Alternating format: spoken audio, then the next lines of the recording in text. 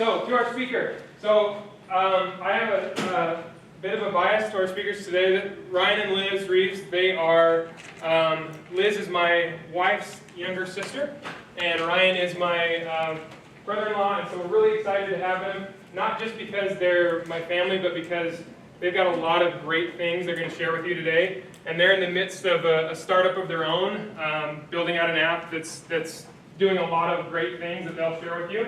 But just a little background about Ryan and Liz. Both of them extremely well accomplished, undergrads at BYU, did a lot of amazing things while in college. Liz has run several of her own businesses, bakery, social media marketing. What else am I missing, Liz? She worked at Goldman Sachs. Super impressive. Ryan has a tech background, worked for Qualtrics and Podium, and been a project manager at Podium for a long time before jumping into their startup. And so just a wealth of knowledge and experience, and if nothing else, they'll be extremely entertaining. They're fun to listen to, and they'll be sharing a lot of gold nuggets along the way, okay? So without further ado, and since this is my family, I should hear a big, huge round of applause, right? Ryan? Yes, yes. Okay, thanks, Simon. Okay, thanks for having us. As he said, we're family, but this is our first time speaking to any type of college class, so we're really excited to be here and just tell you a little bit about Pixie. We want this to be less about us and more just about what our first year of tech entrepreneurship has looked like. Landon said that a lot of you are business majors, but a lot of you aren't. Who in here is a business major or has business interest? Okay, good. Does anyone have tech interest? Starting a tech startup? Okay, maybe we'll convince a few more of you. We've got one person we're talking to back here, so maybe we'll convince a few more of you. If anything, it'll be informative for you. So we'll jump into it. Okay, so just a quick agenda. We'll give a little bit more background on ourselves, as well as Pixie, what we're building, what problem we're actually solving. And then the meat of our conversation is going to be, what does the first year of being an entrepreneur look like, in our case of building a tech app, and then we'll end with Q&A. So this is us. Some intros. Landon said he was going to really hype us up, and anyway, he clearly did. We are normal people who are still figuring this out. So unlike some of your other speakers who came and have probably arrived and made it, we are still very much ramping up and trying to figure this out as we go. But this is us. So it's our cute family. We've got 3 kids, Harvey, Eli, and Zoe, who are just crazy and keep us super busy. We've had the different experience that Landon mentioned. Ryan's tech experience in particular gave us the confidence to say, hey, let's go for this. Let's chase this idea. Okay, so what is Pixie? This is Liz pre-Pixie. So several months ago, I told Ryan, I just need a better way to manage everything. I felt like we were right on the cusp of big time family management. Our oldest kids were just starting kindergarten, all the extracurricular activities, and I just felt like I need to get a system now to help me manage everything that's to come. What I was feeling is the mental load. So the mental load is defined as the invisible cognitive weight that it takes to run a household. Even think about your lives, whether you have kids right now or not. In college, you guys have a ton of stuff on your plate that you're constantly managing, all the invisible mental work that it takes to arrive to class on time with the right paperwork, the right homework done, making sure you're checking off all those boxes. So what we're trying to do at Pixie is take household management from this to making it a joint collaborative experience between partners. So a little bit of why it's the perfect time for Pixie. So we all know we've all been through COVID. It was a terrible time. Hopefully we are out of it now. But since COVID, there are still a ton of people working from home. So you can imagine all of these parents who typically were in the office all day, the whole week. They're now at home in front of the chaos in the household. And so partners want to be more involved in this mental load and carrying that weight. And often they're expected to be. So when Ryan shifted from being at Podium full-time, his tech job, to then working from home, I needed his help, because if he was physically there, I was kind of expecting him to help out a little more than if he just went to the office all day and was gone. So we're sensing that of people being home, wanting to help, but also there's an expectation there of, hey, you're home, let's share this load a little more. And I did not have a window into her brain to know what she was thinking. But now Pixie is that, where I can have the context and the content that I need to have the resources to help out more in the home. We've coined this as blank canvas technologies. If anyone's familiar with tech, there are these massive companies that have come out over the last few years, like Notion, Coda, Airtable, ClickUp. We call it blank canvas because it's a robust tool where you can go in and create your own system. They just give you the tool and you create your own system in there. And that's kind of the expectation in the market now, but there's been nothing for that for families specifically. So that's what we're trying to do with Pixie. And then lastly, if anybody is a fan of Netflix, the Home Edit, Marie Kondo. Anybody? Home Edit, Marie Kondo? Do we know it? Okay, Yep. a few hands. What is it? Spark Joy. Spark Joy. Spark Joy. Yeah, there you go. It's created like this huge trend and wave of organizing and decluttering your life and just simplifying. But it's all been focused on the physical stuff in your home rather than the digital side of your home life. So Pixie is a really natural counterpart to say, okay, you've organized all your physical spaces, now let's organize the information or the content of your life. So this is a quick look. This is like our baby. This makes me so excited when I see this, and also for a lot of people who download the app, they'll see it right away and say, oh, it's visual, it's colorful, I can organize my life this way. So basically all these boards are customizable to whatever you guys are dealing with in your life. It would actually be beneficial, and we hope that you all download it today. It's free to download. But you could create boards for all the different classes you're in. We obviously have boards for all of our family life and our family information. So it's a way to organize and contain your information and then share that information with a partner or spouse. So Ryan is a part of my Pixie household.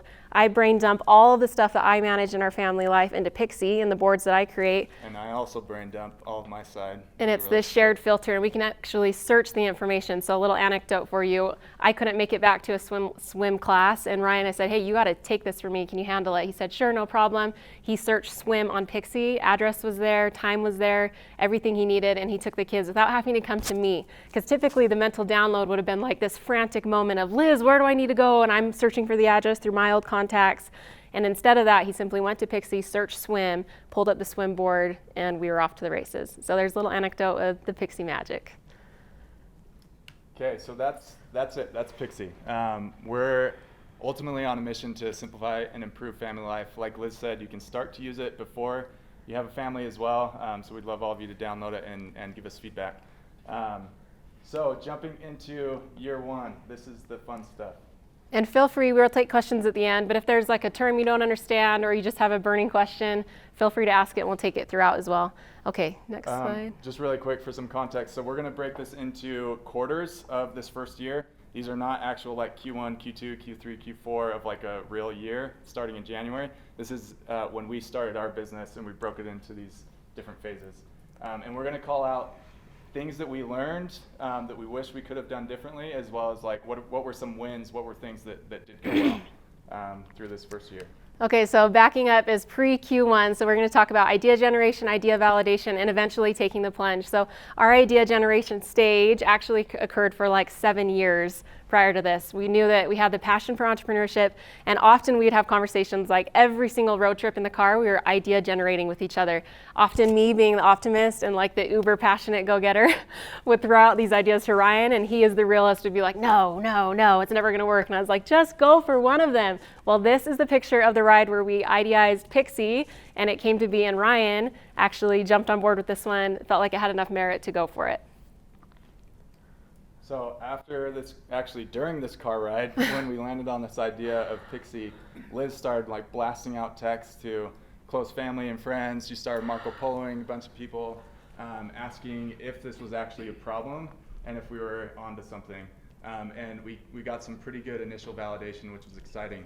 And then also during this time, we started researching the market, what competitors were out there, what apps are available today, and how can we be better. A lot of times, in tech or any product that you're wanting to take to market, they say it should be 10 times better than anything else that's in the market. And if it's not, then you're probably not going to get very good traction. So just be familiar with your market and what's already out there. Okay, so this is when we actually solidified our decision. We decided we wanted to hike Timp forever. It's right in our backyard. We did it, and on the way up, it was a really exciting time for us because as we were hiking, we were just talking about our future, what goals we had as a couple, what goals we had for our family, the impact we want to make on the world. So we're just riding this high as we hike Timp together, thinking like we're about to do this. Ryan had just put in his 2 weeks notice. So after over 5 years at Podium, decided to leave. We hadn't even started the business at this point, but we knew that this was a problem and we wanted to go for it.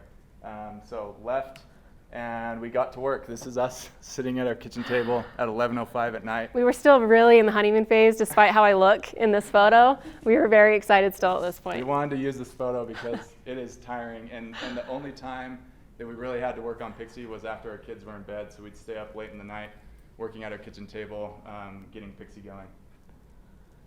Classic stories. Okay, so some of our wins and learnings. A win is that we went for it. Most startups fail because they never get off the ground and no one goes from talking about it to actually doing it. So we're really proud of ourselves that we just went for it. Whether it was naivety or passion, we did it. The learning is that we learned that our feedback may be skewed. So of those 25 initial texts that I blasted out in that conversation, I started reading back the feedback to Ryan right away, which was something different than our other ideas, as people really were resonating with the pain point. But as we've gone throughout, we realized, okay, some of that feedback might have been a little more positively skewed than you'd get from just people on the street or, unbiased feedback because it's your friends and family that you're reaching out to. And then lastly, again, know your market. We did like some brief research on the market and what competitors were out there. We probably could have spent some more time on what's actually out there, what are people using to actually solve the problem that we're trying to solve. That can help inform how you're going to actually solve the problem. Jumping into Q1. So this is the first 3 months of your business startup that you're trying to do. So there's business logistics, you're exploring solutions, and then an MVP. So jumping into it, all the business logistics, Ryan handled a lot of this. This is a funny video of him using our son's little multiple colored pen. Do any of you guys have these or had them as a kid? You know what I'm talking about here? So he formed an LLC, we bought a domain name, we jumped into our branding, and then we began our search for contractors.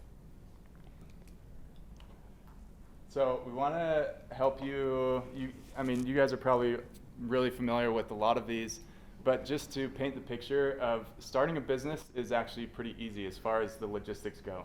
There are so many resources out there where all of these services either have a free tier or a free trial where you can start for literally $0. GoDaddy, we bought our domain trypixie.co from there, so you do have to spend a couple of dollars there. Trypixie.com is for sale, but it's $2.5 million. So we decided Pixie.com. So we decided to wait on that one, but maybe one day we'll get it. If anyone wants to buy Pixie.com and sell it to us for a discount, let us know. Lucid we use for wireframing and prototyping, which we'll explain in just a little bit what that is. Canva is a great platform. Again, you can use it for free. You can get a bunch of graphics from there and look like a legit company. You can really with your solidify website your branding. and solidify your branding. We also use Qualtrics, where we send out a few surveys, getting more feedback from people. Avodocs is cool too. We found this in the early days.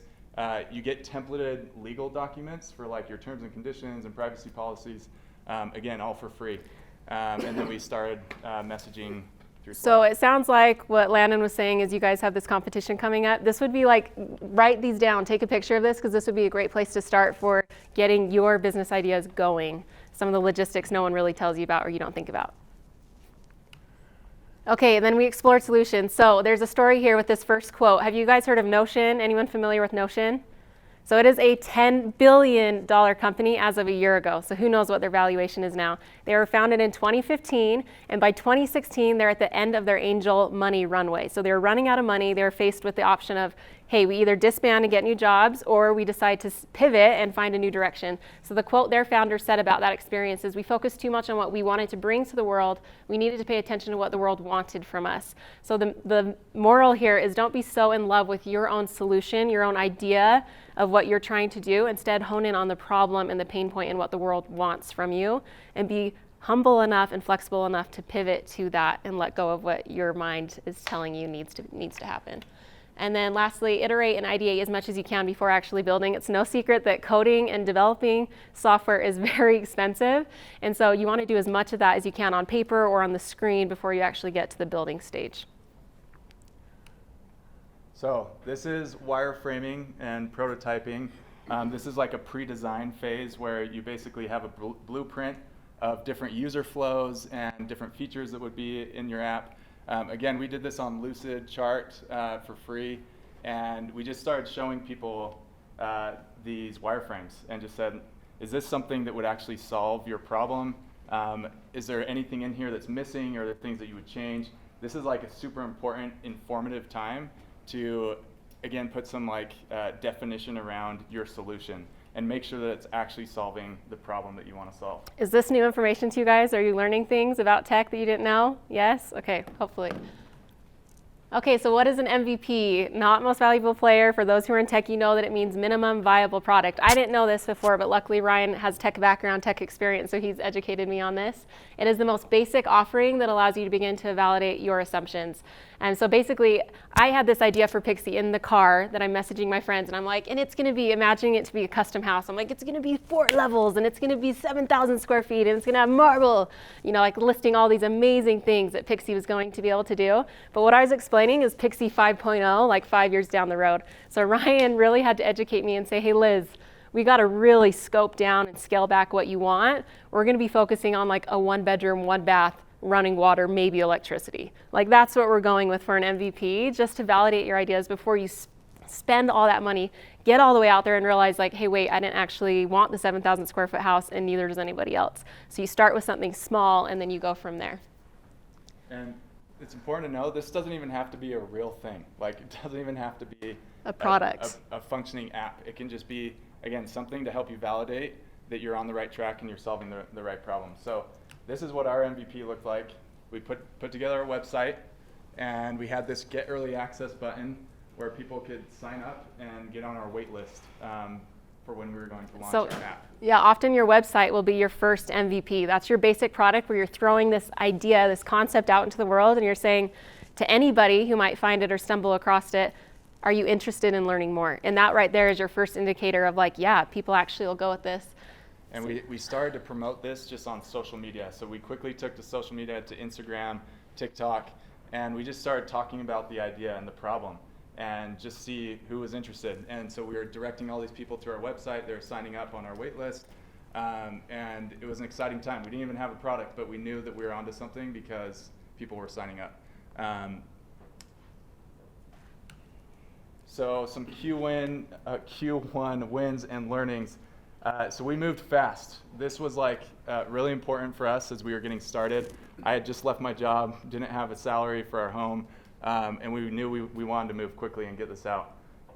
Some learnings was, again, some of your assumptions may be flat out wrong as far as how you're thinking about your solution, right? Just focus on the problem, and this is why MVP is so important, because you want to get it out, start to learn what people are looking for. Okay, jumping into Q2, key takeaways. So again, this is months 3 through 6 for us. Networking, building our product, building a community to go along with our product, and then an actual launch for us. So networking is we really leveraged all of our personal connections for introductions. We were able to talk to so many really incredible founders in Utah. Obviously, Silicon Slopes is based in Lehi, and there are so many founders up there who are willing to talk with us. One thing we learned is it makes a huge difference in the type of business the person's experienced in. So if we are a B2C, business to consumer app, which is a lot different than a software service that does B2B, business to business. So when we talk to these business to business founders, some of them are like, yeah, I mean, like they just didn't quite capture the vision. But when we got talking to B2C founders, they were like, oh yeah, there's a huge opportunity here based on parallels I've seen in my own industry. So know who you're talking to. Ultimately, trust your gut, take people's feedback, but also know that based on their own industry experience, that's going to color what they're saying to you.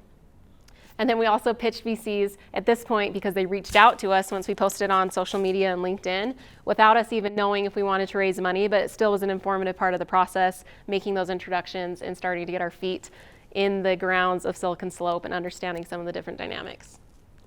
Okay, sorry, I'm talking a lot. This is my slide. So this is me on a Marco Polo chat. Does anyone use Marco Polo in here? Few people. Okay, Marco Polo is the best. I don't have a lot of time to sit on phone calls, so I often use it to catch up with everyone. This is Vanessa Quigley. She's the co-founder of Chatbooks. Anyone know Chatbooks? Nate Quigley. Those are the photo books that people can print from Instagram back in the day. They really boomed like 5 years ago. And this is Vlada Bortnik. You can hardly see her here. She's the founder and CEO of Marco Polo herself. So this Marco Polo was less than 6 months after we decided to start Pixie, and it was a huge moment for me because I'd been out of the workforce for 7 years, having kids, raising our kids at home. And so to say, hey, look at us, we chased our dreams, and now I'm on a Marco Polo chat with the founder of the app that enabled so many of my early Marco Polo Pixie discussions with my friends. So it was a really cool full circle moment. One thing we've noticed is founder to founder, people are so willing to help you and so willing to just give you feedback, do a few meetings, go to lunch, anything like that. You just have to reach out. And we're the same way. So if you ever have questions or want to talk to us, you guys are all welcome. Okay, so building the product. This is where it got really exciting for me with my background. We didn't have a technical co-founder. So a technical co-founder is somebody who actually knows how to code. I don't code. I just work with the people who do that. And so we had to look for contractors, and we'd start talking to what are called dev shops, where they have engineers ready to take projects on and help you build whatever you need to build.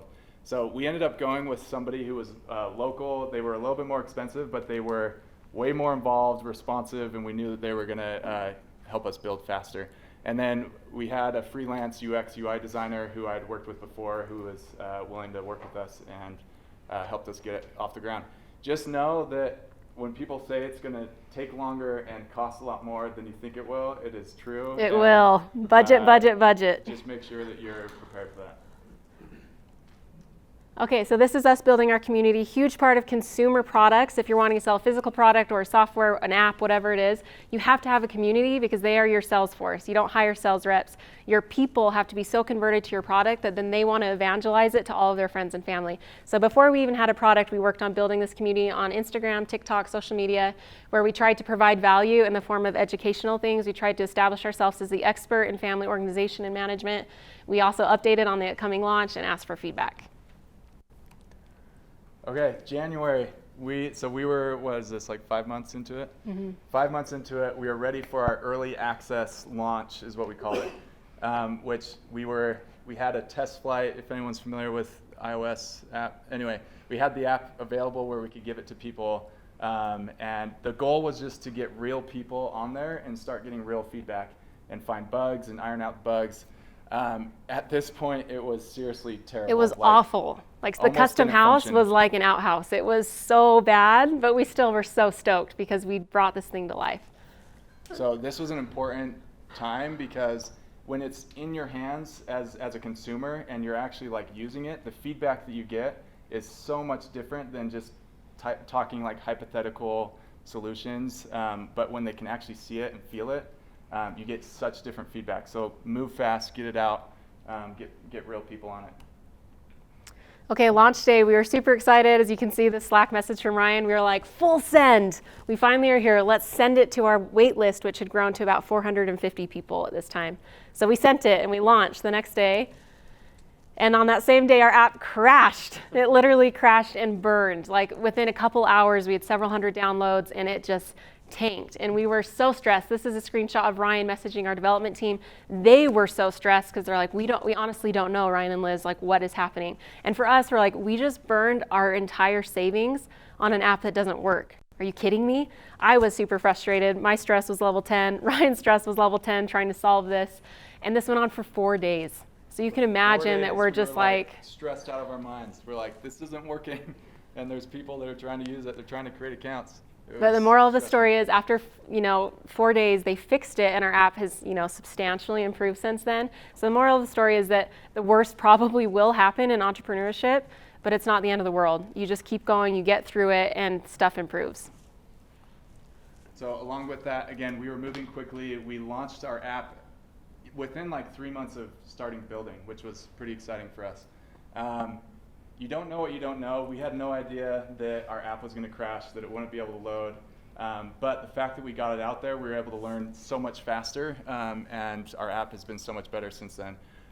Again, early users will be understanding. They know that it's a brand new product. It will be okay. One thing we did not do, which you all should do. This is very important. If you're in tech or whatever product or service you're giving out, just let them know like this is brand new. There's going to be some kinks. We need your help as we work through those kinks. We basically sent this out and people were expecting it to be like this well-polished, ready-to-go app, and it was not that. So just make sure you set the right expectations. And that's even just calling it an alpha and beta will do that, and you give yourself an additional runway to be like, this is a beta, right? And then people also feel excited that they get to participate in something that's early on. Okay, so key takeaways of Q3. Put yourself out there, build your team, and fundraise. So putting yourself out there, next slide. This is us on the lifestyle shows in Utah. Good Things Utah, Channel 2 and Channel 13, I think it is. Anyway, there's 4 lifestyle shows in Utah. And people would be like, how did you get on all those? Like, how much did you have to pay for that? We didn't pay anything for these news features. My dad, sitting here on the front row, he always told us growing up, no asky, no getty, and that you'll be surprised in life at how much you can get from people or experiences and opportunities if you simply ask for them. So I found these guys just on Instagram, DM'd them, got email addresses, started corresponding with them, said, hey, we're a startup, we're interested in any free advertising you give us. And we ended up getting 3 of the 4 free segments, which was huge publicity for us. But point being, put yourself out there. Like, that was uncomfortable. Doing this is uncomfortable. We had to get up super early to drive down from Salt Lake to be here, but this is all part of the experience, part of stretching yourself and just giving your all to your business baby and doing everything you can to see it succeed. This is a fun little screenshot really quick. So we've been using social media heavily. This was a 7-second video that has been watched for almost 1,300 hours. It was me dancing. So do you guys want to see more of that right now or what? So again, just this concept of put yourself out there, make yourself uncomfortable, and this is all valuable stuff for your company and for the product that you're building. So we started building our team. We are super fortunate and lucky to have amazing advisors who joined our team early on. Paul Main, he's the founder of Day One Journal app, if anyone uses the journaling app on your phone. Jesse Meekum is the founder of YNABYouNeedABudget.com. These are arguably some of the best B2C tech founders in Utah, and we were fortunate to have some connections to them, and we had been talking to them for a few months at this point, and in March of this year, they officially joined our advisory board. If you guys are getting into business, find people that are 5 to 10 years or 15 years ahead of you who can act as advisors, because it is invaluable to have this type of experience and insight as you're guiding yourself through the beginning stages of starting a business. So also for guiding, but also for clout and weight. So when we pull this slide up, when we're pitching people, the room goes, oh, they're on board? Like, these guys, these big fish are buying into your idea. That is like huge for being more credible than you might feel.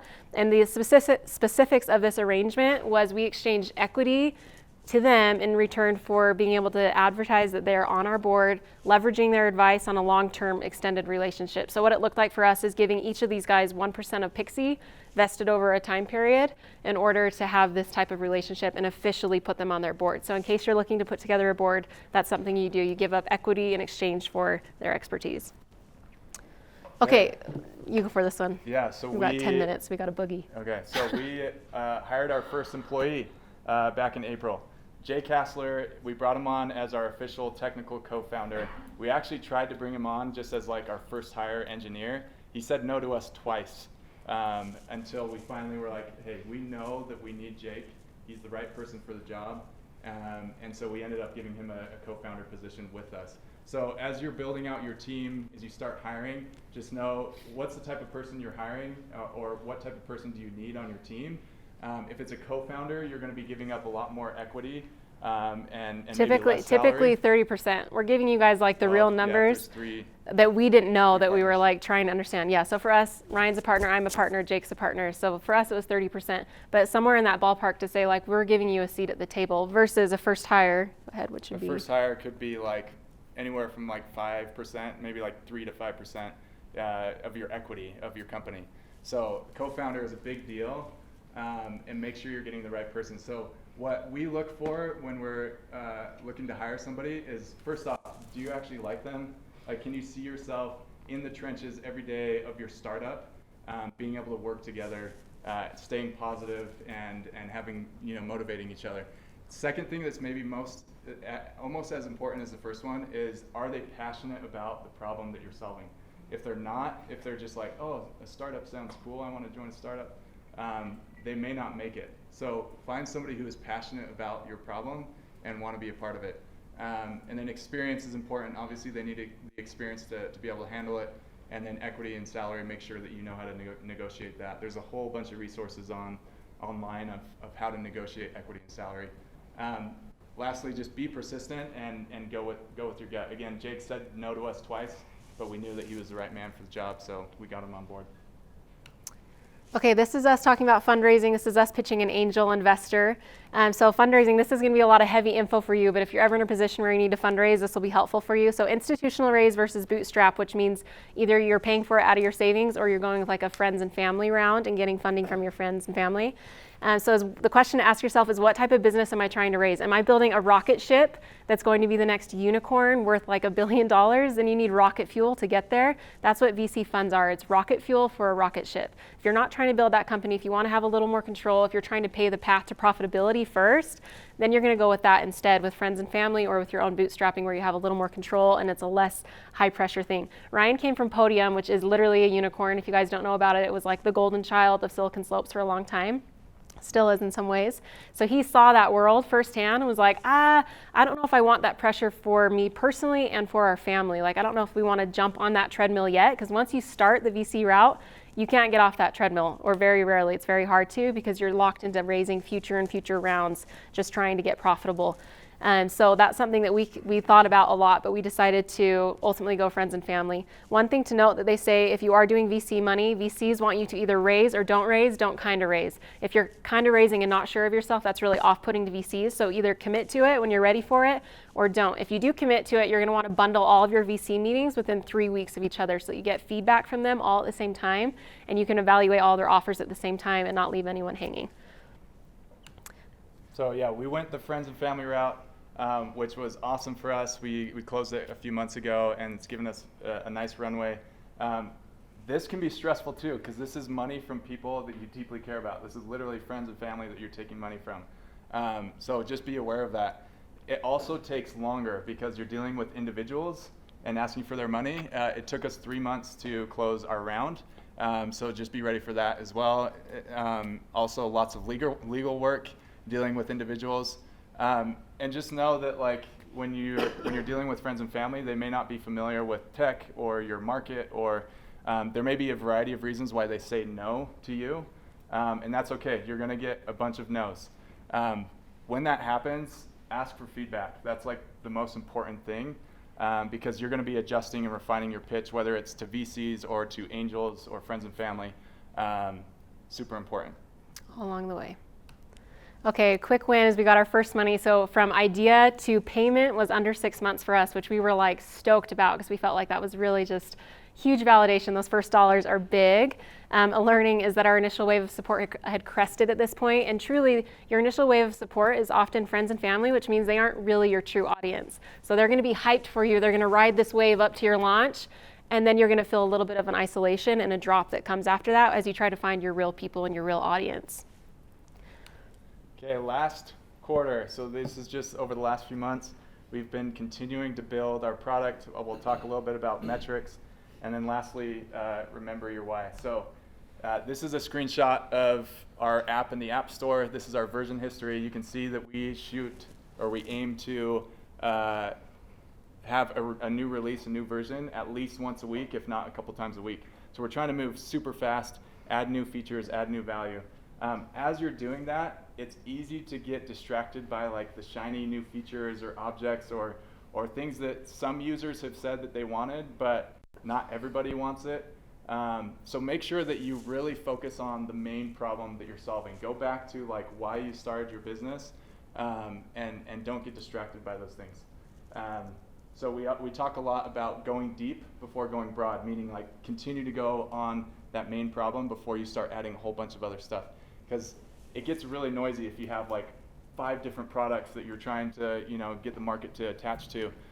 So just stay focused. On that, Sarah Blakely talks about finding your hero, like finding your all-star product. So say you're a shoe company and you have like one shoe that sells really well. Just hammer that note all day long until you're known for that shoe, that hero, before you go broad. There's a reason all the companies that you guys use start with one thing. They're going deep before they go broad and diversify into other products. So metrics, this was really important to us. We care a lot about data privacy with Pixie. Obviously, we're dealing with people's personal information. We don't look at any of that, but we have set up metrics to see like what are the actions that people are taking in our app. And this is super important to know, like, are people actually getting value out of your app, or are they just downloading it and then bouncing and never using it again? So make sure that you can define like the most important metric to prove that there's value in your app and that people are understanding that value. These metrics will change over time, but I studied statistics Yeah, in school. you can tell he's a and stats major because I'm always this like, is, how like, are our super stats important. doing? Like, I have no idea, but he luckily focuses on these. Every morning I like pull up my dashboard and I look at numbers. So just make sure that you've got metrics in place and that you can actually see what's happening. Also, don't get discouraged when your metrics don't look super good. We have gotten advice from advisors and other people, like, we're so new, our app is so new, that numbers may not be as good as you hope them to be. But the important thing is this question: are you building something people want? And for us, we're our own users, so if we're enjoying our own app, then we can be confident that other people are going to enjoy it as well. So just continue to focus on that. Stay the course. Okay, so here's some feedback. This is our why. This is stuff that people have told us in the app. So we have a variety of people: someone taking care of an aging parent who needed all of the medical information in there, a mom who was a single parent trying to manage all of her life and her kids. This is the feedback that keeps us going. When we get stuff like this, I take screenshots and send it to our team on Slack and say, like, this is our why. And this really just rejuvenates us and keeps us going. So remember your why when stuff gets hard, especially as that initial wave of support is crested and you find yourself out of the honeymoon phase and into entrepreneurship after year one. Okay, so Q wins. Obviously, we have a lot of positive signals for Pixie, which we're really excited about. And then a learn is we always can focus more on our customers and really hone in on some of their feedback. Okay, that's it. That was like a fire hydrant of information to you guys, but hopefully it was helpful. We would love to take any questions you have. We didn't even touch on like what it's like to do a business with your spouse or your partner. So if you guys have questions on that, happy to take those as well. And way in the future, do you know what those more developers are going to look like? Or not? Yeah, definitely. So great question. So the question was, do we know what we're going to be adding in the future, right, as we continue to build our product? Yes, it's super important to have a big vision for your company and the direction that you want to head. But just know that that's another massive assumption, right? We don't know for sure the direction that we're going to head. We have an idea of where we want it to go. But as you continue to build and iterate on your product and get feedback from customers, that's what's going to inform the long-term picture of where your app is headed. But definitely having a vision in place is super important. And we know Pixie is not the 7,000 square foot custom home that I envisioned initially. Like, even to the day, it's great. It's way better than the outhouse that was our test flight version. Like, I actually really love it, and I'm proud to have people over. I'm proud to advertise it, but I'm really excited at what it's going to become. So we're at a good spot now, but there's like so much to come. Oh, sorry, you first and then Yeah, over there. we'll have one of us handle. I was curious, if you guys were working with your dev shop, did you use any other platforms as a comparison where you're looking at like Monday or Pickup or anything, or did you just kind of go from scratch? About just managing the project as a whole, or so with our dev shop, we wanted to move super fast. And so we kind of just relied on what they used to make sure that they can build as fast as they can. So they used ClickUp. I had used ClickUp at my previous job, so I was familiar with it, and we just went with that. And we did a lot of Figma for design. If you guys are familiar with Figma, that's the one typically that our designer wanted to use. But since then, so we're no longer working with our dev shop, and we've jumped off of ClickUp. ClickUp's still great, but we use a different solution today for that. Yeah. When did you guys start paying yourselves? We have not. We're broke. to happen. We're really hungry right now, but we're very hopeful. What we did with Raising Friends and Family is we had our own savings. We knew it would give us a certain amount of runway, hence the urgency of build, move, because we knew the clock was ticking the minute he put his 2 weeks in. We used some of that for paying for our product and then obviously our own living expenses. When that runway runs out, we could no longer afford to pay for our app. We were about to sell our family car. And then we had some windfall and really generous family that helped us out to get through the next payment period. And that's when we decided to raise Friends and Family, because we said, hey, our runway's out. We either stop building Pixie or we keep building Pixie. And then we have a few additional things that help us just limp by on living. So anyway, to come, one day it'll come. Okay, we'll go here first. Yep. So, was it scary leaving your job? And, how did you have the confidence to actually quit your job? Yeah, so the question was it scary leaving, and how did I have the confidence? Very scary, yeah, but also exciting. And I would say my experience that I gained at my previous job was what gave me the confidence. So I had spent the last 3.5 years in product management at Podium, and I worked on like 6 different products at that time. Some of them were new, some were old, and I got really, really familiar with the product development process and how to take products to market. So we had that confidence, and we knew that we could do it ourselves, and jumped into it. He also had me literally doing this, like, go, go, go. We want to go, because we knew like the end of our life, the worst thing that could happen to us, at least for me especially, was to not try. Like I cannot get to the end of my life and not try to go big. Like I have to do this. So for us, whether we win or fail, it doesn't even matter. We've already won in the fact that we tried, and we've had this experience that we really wanted in our life, which is way harder and way more stressful and way more intense than I ever envisioned. But luckily, of my naivety and my passion, and then plus his experience, said, let's do it. Let's try. Do you guys control your own marketing, or do you have any pathways for that? If anyone wants to help us out and looks for internships, honestly, I'm doing all our marketing, and I'm feeling it because I'm trying to manage all of our social media. I'm trying to write blog content while being a mom to 3 little kids. So we're looking like eventually we're going to need more help there. But right now we're just doing all free marketing.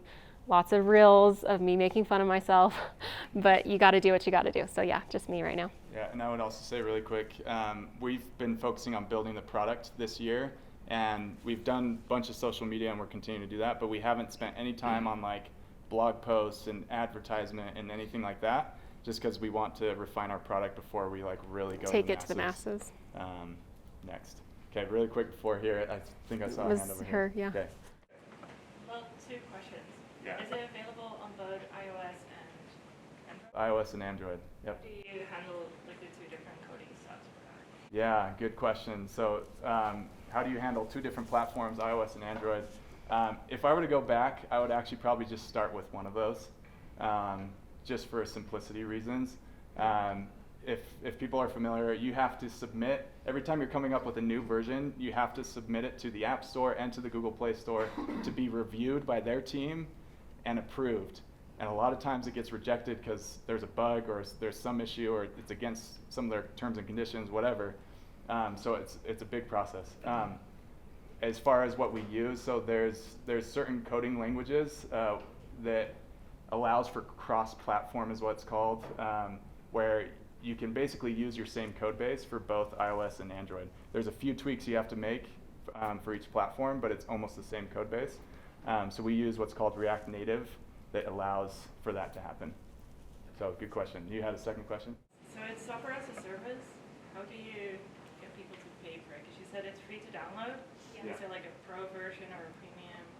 Yeah, great question. So yeah, it's a freemium app, which means it's free to use up to a certain point, and we patterned it after like the Google Drive Dropbox method, where we're basically data storage. So once you hit a certain amount of free storage, then we ask you to upgrade. So you can always access the data you've added, but at some point we then say, hey, do more with premium, which includes like customizing your board colors and having a lot more control over that, as well as getting unlimited storage, unlimited file upload size, so you can now upload videos. So we just draw these paywalls at certain points, and then when you're constantly tweaking that too and saying we really need a healthy free base, but we also need people to pay so we can have a profitable business. So you just adjust those paywalls, and we're learning a ton of that right now.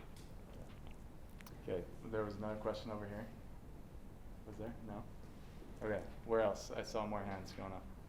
Another question. All good? We've exhausted you guys?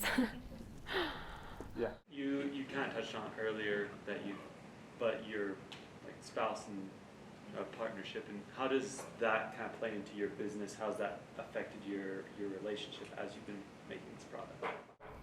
Yeah, good question. So the question was, being couple, co-founders, married, how does that impact starting a business? We're still married, so far so good. Still married, still happily married. It's up and down with anything in a relationship. It's very, very stressful at times, especially we're both all in on this business, but we're also all in on taking care of our kids and raising our family. And so it's kind of this balance that you have to figure out. In the beginning, we were both working like all day, the whole day, and we'd like take breaks as we're like helping the kids here and there, and it wasn't sustainable.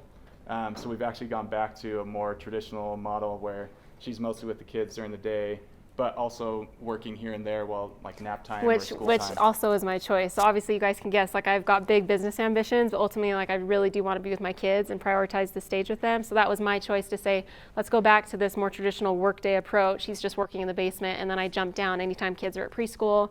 And also the work I do, marketing, I'm like often filming reels in the midst of our chaotic life because that's our product. So it works more for me to be up with the kids. One thing that's tricky is typically if I was on the home front and he was just the co-founder with Jake, him and Jake would be able to collaborate with each other and often not have the same high and the same low on the same day. But we are so synced that like Pixie is pillow talk, Pixie is road trip talk, Pixie is date talk, Pixie is every talk. It's kids or Pixie that we're talking about. And so we never really get that breather, and a lot of his highs coincide with my highs. And so I think there would be a little more breathing room if you had someone outside of your family as a co-founder that you could, you know, support each other in a little more distant way, which might be just a little easier. But it's also It also is awesome. a superpower though. Like we get to talk Yeah. about Pixie all the time. We're so synced. It makes for a really great story for Pixie because it's like a couple that's tackling family management. So in a lot of ways, other people have done it too, and you know it's hard, but no, it's great.